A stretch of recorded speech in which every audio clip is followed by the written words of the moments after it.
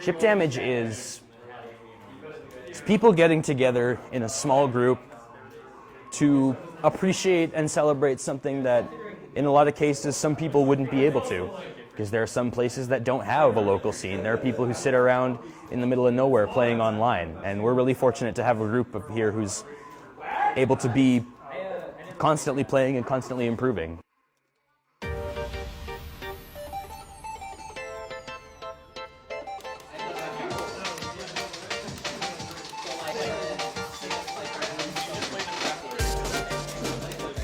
I was a pretty big online warrior though, so like there's a lot of just in my basement practicing combos, getting salty online.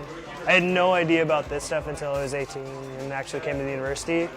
I was always sort of interested in fighting games for the longest time, but I didn't know, I never thought that in Winnipeg we'd even have a scene, and even though this one's pretty small, I didn't know that it would be a thing. So for like the longest time, I'd kind of sit at home playing like Street Fighter 4 single player, Marvel vs. Capcom by myself, Soul Calibur, stuff like that. And then I showed up here, and even though when I came it was a lot smaller, there were people who were willing to teach me. And I've always enjoyed them. For the longest time, I didn't understand like how to properly like even do simple combos, or like I didn't even give it a thought about reading my opponent or anything like that. But I just enjoyed like the characters, and I liked the music, and I think that just pressing buttons and beating dudes up felt good.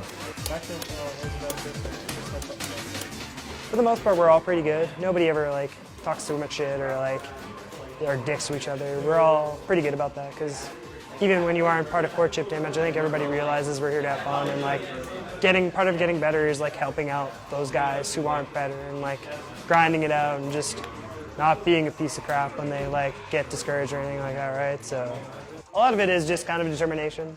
It's like anything in life, you just kind of have to keep doing it until you get good at it.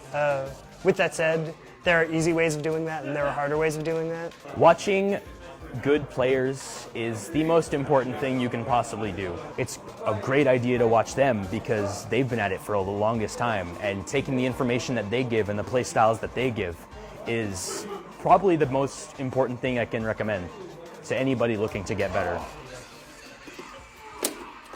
No. Oh, fuck. Yeah. Putting a lot of work into something and then going into a match and not having it work out.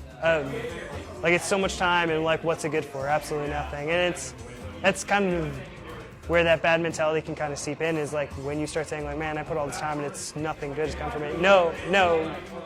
It's more so you've built the fundamentals. You just need to keep going and like get the match knowledge, and then just like keep moving forward, because every time you try and stop or like get discouraged and quit, you're only hurting yourself. Fighting games aren't as popular as they could be because... I can tell you why that is.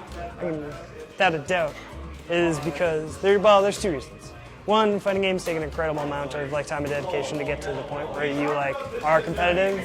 The other reason, there is a common misconception that people within the community are either elitist or unwelcoming, and there's like a lot of old school arcade mentality of like, oh, I guess you lost, too fucking bad for you, get better or stop playing. I'll speak for myself. I like winning. I like the feeling of when I win. It's fun. And there are some people who take it easier than others. I hit circle again, god damn it! I feel that there's legit reasons as to why it's not as accepted, but I think it's more of like a social stigma and sort of a generalization than anything else. These are some of my best friends. I've had a lot of like really good conversations with these guys and a lot of dumb moments, and it's like anything when you have best friends or friends who are close, that like just have something that you know is there for you to just be like, fuck whatever else is happening in my life, I can just go and play fighting games for a weekend and not worry about anything, and can just like kind of distress. You know, you build really good friendships like that, so I'd say Chipdamage means a whole fucking hell of a lot to me. Like it's been really good for me, so. So what are we talking about?